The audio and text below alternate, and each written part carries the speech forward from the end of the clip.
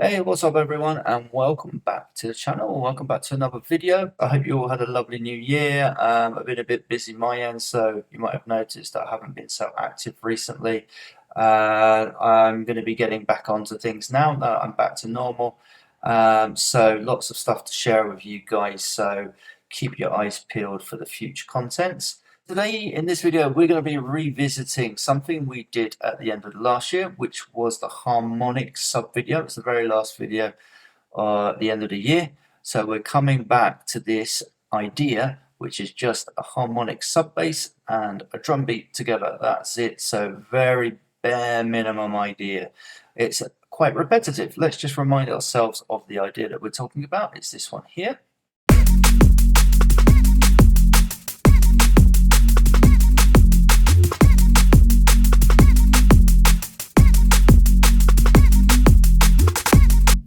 Cool. Okay, so there you go. You can see it's a little bit repetitive. It's just 4 bars, as you can see here. Every 4 bars is exactly the same. So it just repeats the same loop again and again and again. We want to try and make this a little bit more interesting by adding some subtle changes in order to keep people interested. So this is what we're going to be looking at today in today's video. So let's get into the first stage. So the first thing we're going to do here is we're going to create some kind of a guide in order to help us figure out where we want to make changes, and then we'll look at how we can make changes. So one of the ways to do this is to come up here at the top and insert a marker. You can do this in Ableton as well, I believe in other DAWs. This is a little bit off, so excuse my clicking. Let's just call this change 1. And we're going to do the same thing over here. We're going to put it in the same place. We're going to come over here, insert a marker, double click on the name, and just call this change 2. So we can use these markers at the top, as you can see, as guides to help us know when we want something to change or something to happen. So you can use this for breakdowns, for build-ups, for intros, etc. And visually, you can now see along the top here where something needs to change or happen. Okay, so that's one way. Another way to help us visually see what's happening and to have some kind of guide is to split up the sections we want to use. So I can go around using a split tool and I can just chop these sections here, highlight both of them, and then give them a color. And now I can use the colors to see different sections. And there's one other technique we can use to do this, which is to use a MIDI channel. I would always recommend putting this MIDI channel right up the top here. For the purpose of this, let's just change this to guide. Okay, so this is our guide channel. We can then create the MIDI track in here. Okay, so as you can see here, we've got this empty MIDI. There's no notes in it. You wouldn't have an instrument in here either. Okay, I'm going to leave this because we're going to use this in a bit. But normally you would have this deleted so it can be completely empty, no devices, no instruments, no plugins, no synths, etc. And then just an empty MIDI channel that has no notes in it either. So nothing inside of it, absolutely nothing going on in here, as you can see, no notes. It's just purely going to be a guide. How are we going to use this as a guide? Well, the way that we do this is we create, once again, slices along here. So we start chopping this up. I'm just doing this purely for example here. So where you chop it, obviously, is where you want something to change. So imagine this was your whole track. So you could have here, for example, this could be your intro. And then over here, you could have this one before the drop and call it a breakdown or pre-drop, whatever you like to call it. You can give them different colors as well. So we could have different colors for each section. And then obviously when they repeat themselves, you can just copy that section over later on. So it's the same color, same thing. Nice and easy to follow when it's along the top here like that. Okay, so this is another cool technique that you can use. Okay, so those are 3 ideas of ways that you can use to guide yourselves along as you're coming up with ideas, etc. You can see I've removed the MIDI thing along the top. We're not going to use that because I want to use this channel in a bit. We're just going to leave that empty here for the moment. So we'll just be using the colors and the markers here as guides to what's happening. So now that we've looked at that, let's move on to the next stage. So in this stage, we're going to be focusing on the drums, and we're going to start by making some edits in the drums and adding some interest to these two change sections that we have already marked out here. So we know we want to change in here and we want one here.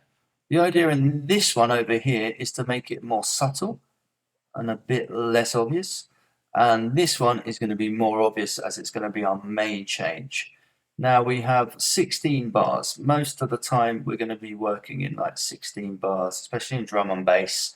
So it's a good place to start with your ideas, is get 16 bars and start from there, coming up with your ideas, fill them out, and then later on it's going to be a lot easier to stretch these out as you start stretching your idea into an actual full-blown tune. But try not to start with like 4 bars or 8 bars. It's going to make your life a bit harder later on. You start with 16 and you come up with a cool little idea that keeps your interest for that 16 bars. Like I said, it's going to be far easier to stretch that out later. So as you can see here, everything is coming through this group on the drum channel. So we've grouped our drums, meaning that the output is just one signal now on this channel. So when I put effects on it, that one signal gets affected. Everything's getting affected basically, which is very useful in this situation where we're going to be doing a transition. Transitions normally have lots of different effects and changes done to them. So having things grouped makes it a lot easier and quicker to apply those effects. So the first thing I want to actually do is look at making a change in the actual audio itself, in the actual drum pattern. So quite commonly with drums, one way of keeping them interesting is to add little tiny rhythmical changes. I know that over here, for example, already I have a change, because this is a beat that I made before, and if I remember correctly, there is an edit at the end here. Let's just check it out.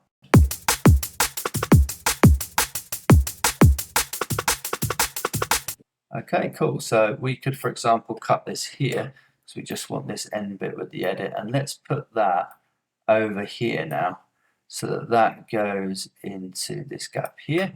As you can see, when I replace that one now, we've lost the color here. So nice and easy, just chop it and recolor it, nice and simple, just to keep that organized. See what we're doing, and let's have a listen to this now. Okay, one thing I always think with little edits and things is you don't always want to end on a hat, basically. So it's nice to end on a snare or a kick or something like that. So I'm going to remove these little hats off the end here, and I'm going to put fades on both these audios because they've been chopped.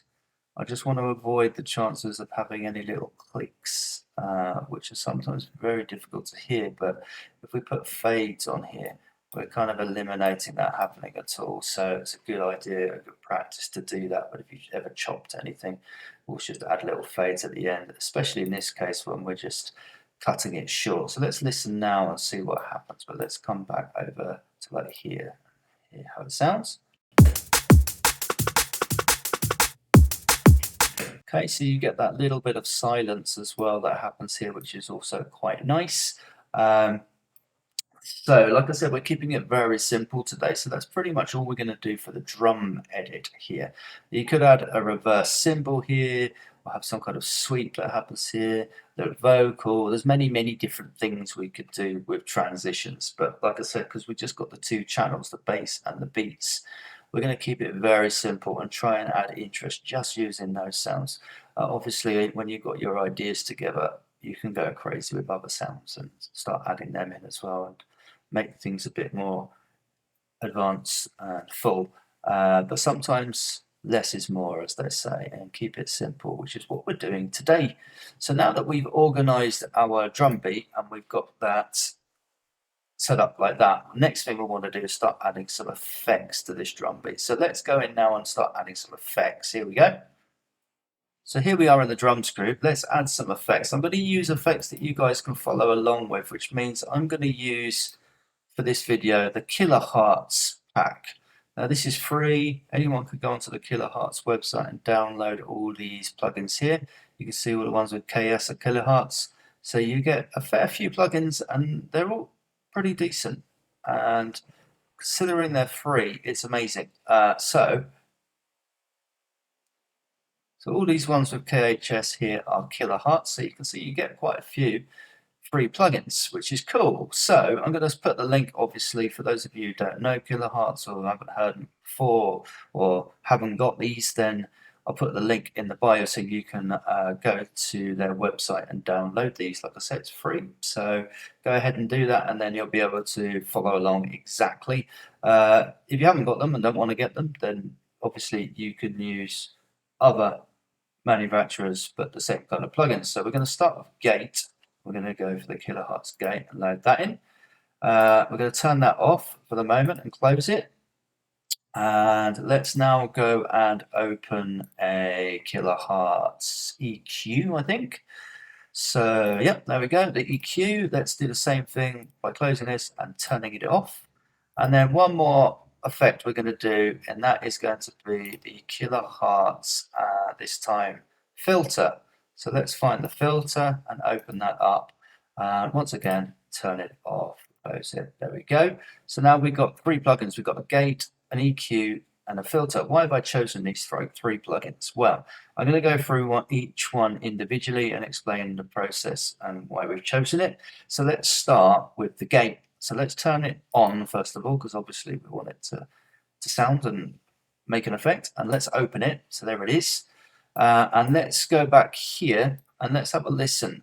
Now, the reason I've used a gate here is because I want to introduce some kind of choppy effect to the beat as this edit takes place, or this transition takes place. You might have heard this effect used on vocals and synths, and you get that kind of very choppy, kind of like stuttery kind of effect. And that's kind of what we're going for here with this on the drums this time. Now you can use this on percussions in your drum loops. Can work very well sometimes to create some cool like sort of rhythms, like percussion rhythms to your kick and snares. You can use this also for side chaining if you wanted to, a gate. There's a few ways we can use a gate, but for today we're just using it for that kind of glitchy, choppy effect on the drums, on the main drum loop here. So it's not going to be major obvious, but we want it to kind of, we kind of want to know it's happening. It's kind of going to be in the background a little bit, but sort of it's there but not there is what we're going for with this idea. So let's listen to what happens if I turn this threshold all the way up, because that's all I need to do really for this effect to kick in. We're not going to make any other changes, which we could if we wanted to on here, but we're just going to play with the threshold and see what happens first of all. So let's press play and see what happens.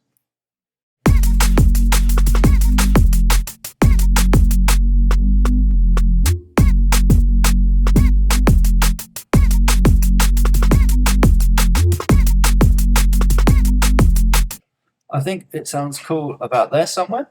Okay, so this is now changed this. If I kind of A and B this, if I turn it off and then turn it on, which is what we're going to do with automation in a minute, you'll kind of see what happens. Let's see how it sounds.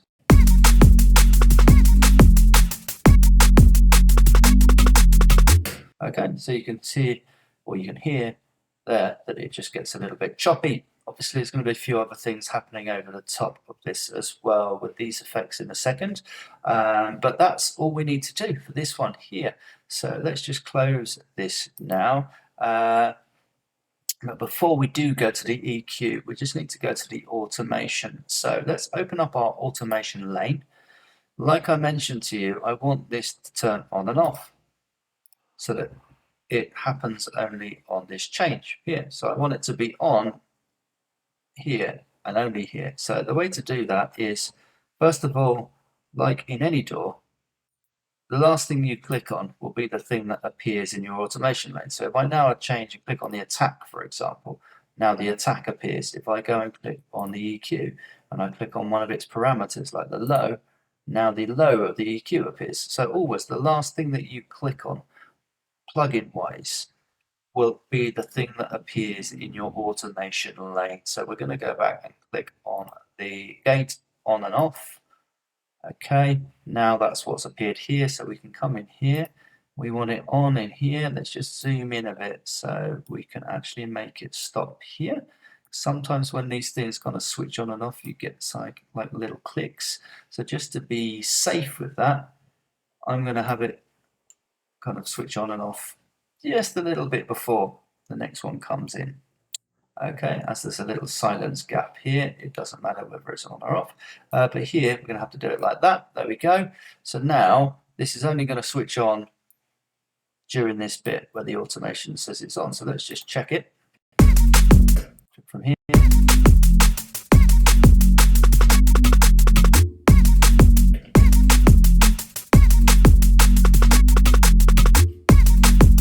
Okay, so you can hear it goes like that. Could we make it more choppy?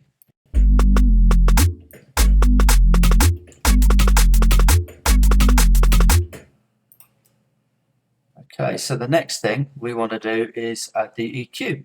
So why are we adding the EQ here? Well, the reason for adding the EQ now is because we want to remove some of the low end. And this is a classic thing you can do and very common and a very useful tip is to remove low end frequencies before kind of any change or whenever you want an impactful moment to happen. So we take out the low end using the EQ, we can also use the filters. What we're going to be doing here though is using the EQ to do this. So I'm going to turn the EQ on and let's open it up here. Now we're going to want to play with the low end first. So let's click on low. Like I mentioned to you before, now the low end shows up in here. So we can start to apply our automation for the low end. So I'm just going to come in here once again, have this come in there, and then over here, I want this low end all the way to the end to kind of come out, so it comes down. I might not go all the way, I might go like 10% down there, so we just remove a bit. It's got to be very subtle, basically, but it will make a difference. And then we're going to click on the mid, and we're going to do the same thing with the mid-range. Now the mid-range is going to click here, click there, and same thing. I'm not going to go all the way. In fact, I'm going to be even more subtle with this one and maybe just go to like 30, 32, something like that. They're really subtle. Let's have a listen now to this and hear what happens, first of all. Okay, so you can very subtly hear that low end information get removed, and you can see it happening there on the EQ as well. Let's listen again.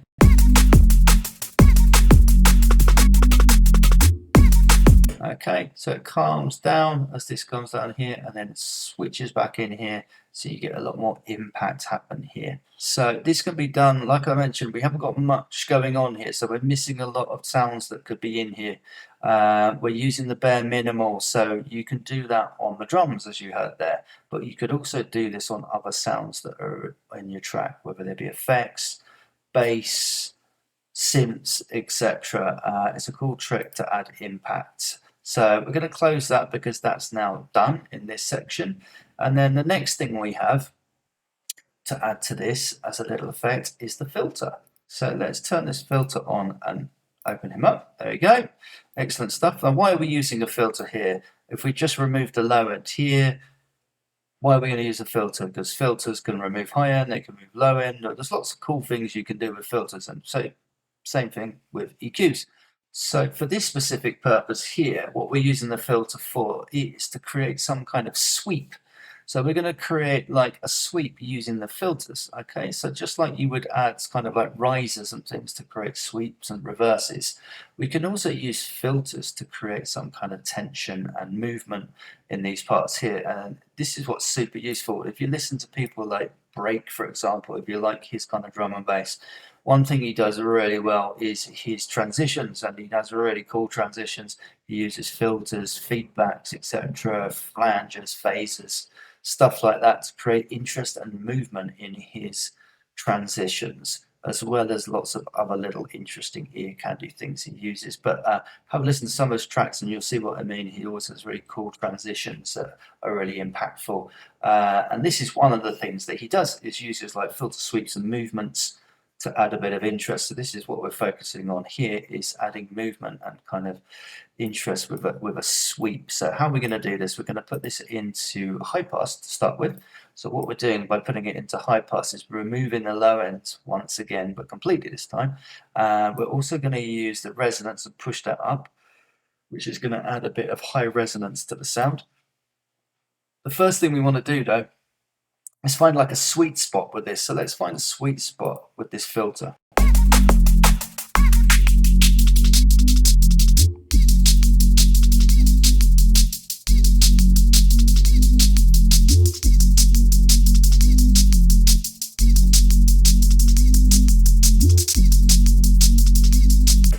Okay, somewhere around there will do for now. We can obviously change this and tweak this as we go along. You might find in this whole process with various automations, you end up tweaking a little bit. So we found a kind of sweet spot and we can tweak that. So let's start drawing in. So let's go to the cutoff first. Click on cutoff. It now appears here. So I click my parameters in here for my cutoff. Okay. This can just come down here, so it's off there. What I'm going to do with this is I'm going to sweep this in, so I'm going to turn this off here, and then it sweeps in a bit there. It's about there. But here I want it to come down, basically. So once again, I'm not going to go all the way down. I'm going to go up to about 15. Let's just try that first of all and see what we end up with.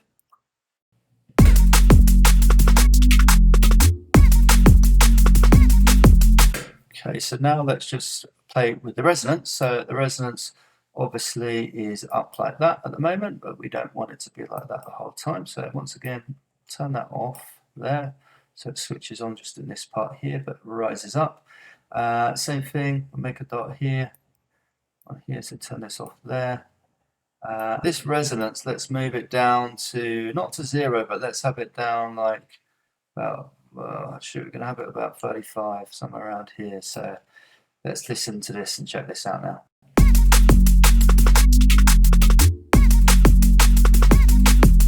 Okay, so that will do, I think, for the filter. I think it's pretty right.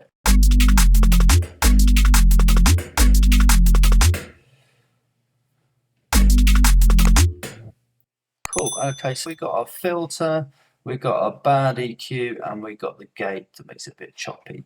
Okay, so I think that's about it for this transition here with the beats. So now that we've looked at the beats, let's go in and have a look at the bass. Here we go.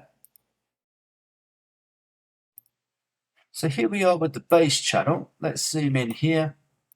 As we can see, we go into this here. We've got between this green thing here and this green thing here. That's what we're looking at here. So this is what's happening if I zoom in. There we go.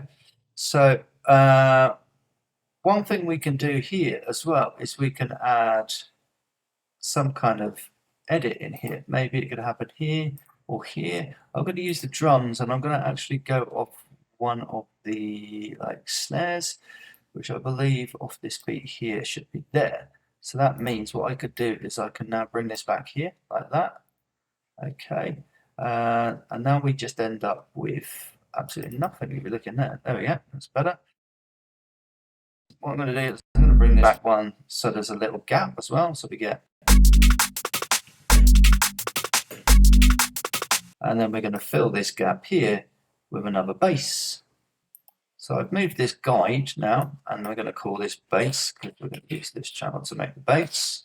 Okay, actually let's just call this bass fill because it's just a little fill in here. Okay, let's make the MIDI. So we know that we want this one ending on a snare, so we're going to do that there and there. We want a note here which could be like F, for example, but up, so we're on what? That would be like F2. I think our sub is on F0, so we go up a couple of octaves, which brings me on to my next piece of information here. Quite often when we make transitions, another cool trick you can do with your basses especially is, as we mentioned before, you want to try and remove some of the low end. By going up an octave or two, you're kind of removing a lot of that very heavy low end instantly. So that's one thing that you're doing by doing that. And also, we like things to resolve, like when you do chords, for example, and you want to resolve back to the beginning of your chord progression. Uh, Resolution is normally created by some kind of little change in sort of pitches, for example, in notes. So yeah, here, and what we have is we have two octaves up. Now this removes some of the lower end. So like I mentioned before, this automatically, when this goes back down, has a lot more impact because it goes back down low again. So yeah, for example, we could take the bass from a drop and we could resample it, record it, and put it in this section here. But we could then pitch this section up. We could take the lows out of a filter and have some filter sweeping going on. We could add a reverb to it as well, so it's more washy. And this is going to add some really cool textures to your transitions as well, which once again resolve themselves back to the original bass. So that's another cool trick you can use. So here we have Vital. In here we're going to make a bass. So first thing we want to do is go to basic shapes. Let's select basic shapes and let's make this a double oscillator. So oscillator A and B. We're going to put these onto 0 so that the phase begins at the very beginning each time, meaning that we don't get randomization. If we have this on 100 or whatever, then you can see it says phase randomization, which means it's going to start from a slightly different point each time you press a note. If I'm on 0, it starts from exactly the same place every single time we press a note. And that's what we want to avoid any kind of randomness in this, this sound. We're going for a very old schooly sound here, so it's going to be really simple. It's just a little fill bass, and we're going to use the old school detuned sub bass. So we're going to use the sine. What this means is we're detuning these two sine waves from each other to create some kind of tonality and movement to the sound. Now, recently I did a video about Reese's, and in that video I showed you a little trick, which was a quick way to create Reese basses, because it follows the same principle where we detune two saw waves from each other using the fine tune. One goes up, one goes down, normally by a very similar kind of amount. So if we've got 63, you want a similar kind of area, or it can be exact. So to avoid the fiddling, what we did in that Reese video, and we're going to do here, is use a macro and drag that to our fine tune on both of our oscillators. So now we've got fine tune on both oscillator 1 and 2. But we want one of these fine tunes to go up and one to go down. So one goes plus and one goes minus, as I just mentioned a minute ago. So oscillator 2, we're going to now go in here, right click, enter value, and the value is going to be -1. So now that goes down to minus, and this one goes up to plus. So that means when I move this, one goes up and one goes down. So that means we're going to start to create this detuning here between these two oscillators, and it's going to give us some interesting results. So we've got a note in here. Let's listen to it as it is with no detuning. Okay, very boring, just kind of high mid sort of sine wave tone. But if we start to introduce this now and we move that up, we're going to get some kind of wobble and different tonality to this sound. I'm going to move this a little bit faster around here somewhere. Let's check this now. Around there somewhere, that'll do. So you can always, as I say, easily tune your detuning with this macro. It's a really easy, quick way to just get the kind of result that you want rather than have to keep fiddle with these two fine tunings here. You just play with both of them at the same time using this, which makes life a lot easier and quicker. So we're basically there with this sound, minus having very low volume. Let's turn the volume up and a couple of effects. Here we go. First of all, volume. So let's go up here somewhere. I'll try it. Pretty decent, right?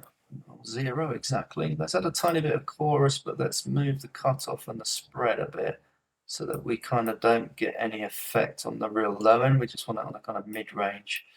And we want it on like 8 voices maybe, so it's quite minimal. We'll put this down so it's very subtle. Okay, and then a bit of distortion as well. Once again, very subtle. Because if I do it really hard, it's going to be too overdriven, and I want to keep that original kind of texture, that original old school sound. And as we know, it's not really heavily overdriven like this. Doesn't sound like that. Even that's a bit too intense, so I would pull that back a bit.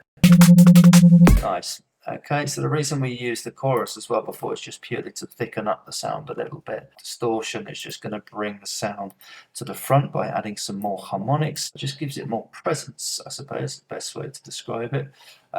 So we've just given this one a tiny bit more presence, basically, just by giving it a little bit of drive. We've got the mix all the way up. So very subtle effects here in this preset, and basically that is it for it. It's an old school one, so it's very simple, very straightforward.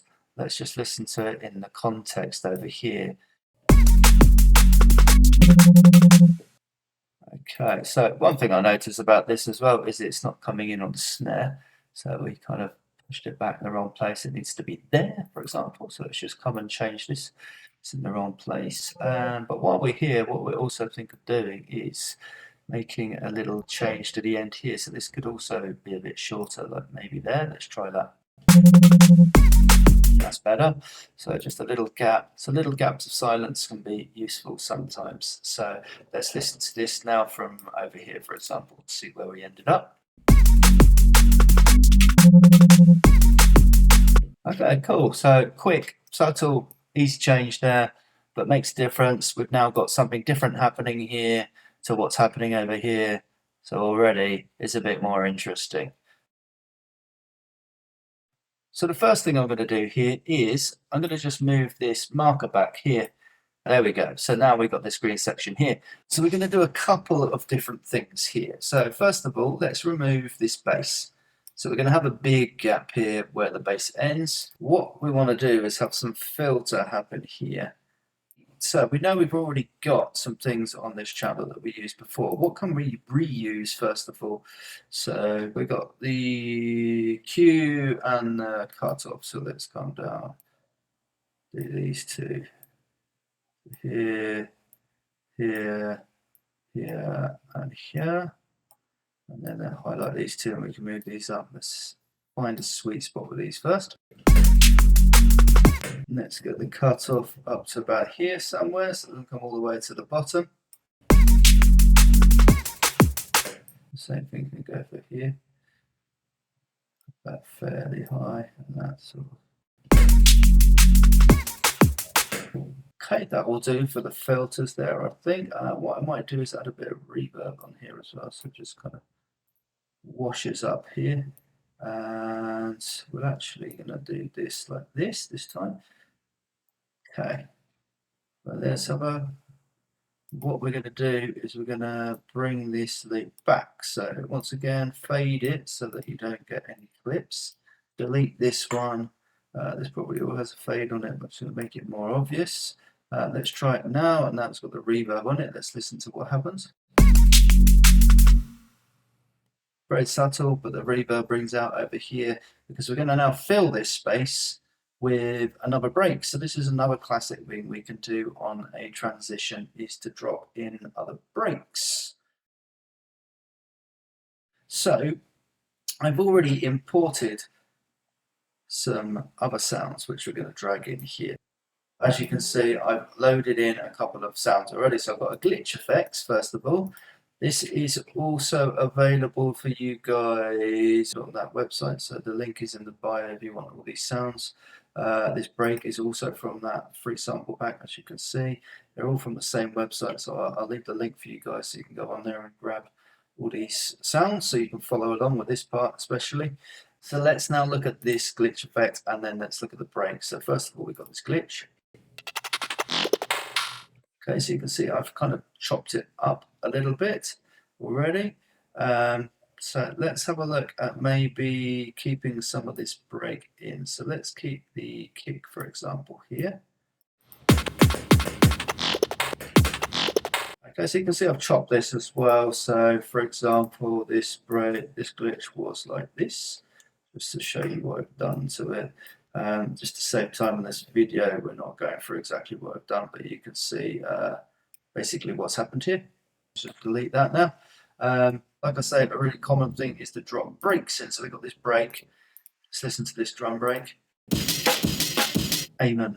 Nice and simple, classic, various different classic breaks you can use and drop in similar kind of style. This one we're using the Amen, but we want it to kind of work with this glitch. So let's listen to how this is working together first of all.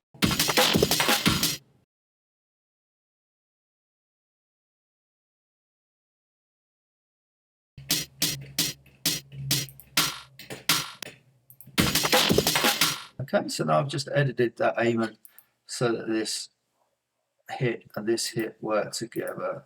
You could have them syncopated if you wanted, but I want it like that, so I'm going to leave it like that. Now they're kind of working together. Let's listen to this in full over here and listen to what happens. So I'd also add a little bit of fade here as well, so it's not so long. Okay, what we can also do is find some kind of note that we could reverse as well. Maybe this one here, for example. Let's chop that. Let's bring this all the way over from the original break, you see. Here, let's Command and J to consolidate this, and then let's just spin it around.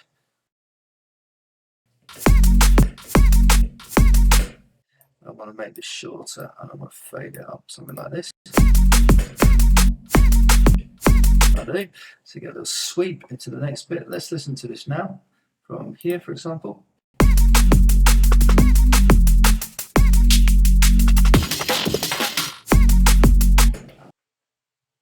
So there we go, guys. That's pretty much what I wanted to share with you today in this video.